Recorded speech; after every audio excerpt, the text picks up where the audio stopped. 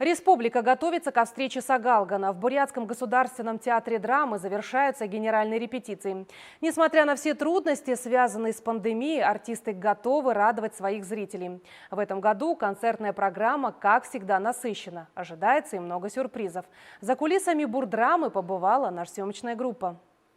Актеры Бурятского театра драмы готовят постановку в честь Сагалгана, а в пошивочном цехе изготовлены вот такие замечательные маски, символизирующие животных по лунному календарю – тигра и быка. Для праздничного концерта в честь начала года тигра Баржелэ Нернадан уже сделаны несколько костюмов. Актеры примеряют на себя новые образы, а костюмеры наносят дополнительные штрихи. Мне кажется, будет очень зрелищно, красиво. Будет много нового. Если придут зрители, которые обычно всегда ходят в театр, они увидят что-то новое.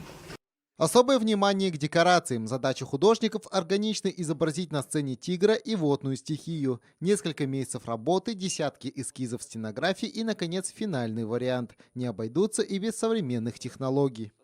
Мы будем добавлять видео, мы будем добавлять мультики, которые нам специально делают для Сагалгана. И также мы можем вас удивить некоторыми костюмами, которые также увидите уже на празднике. Подробностей самого произведения артисты и постановщики не открывают, хотят удивить зрителя. Обещают, что сделают все возможное, чтобы быть на высоте. Премьера запланирована на 7 февраля. Возрастное ограничение 12+. Максим Цыбанов, Валерий Муратов, Вести Бурятия.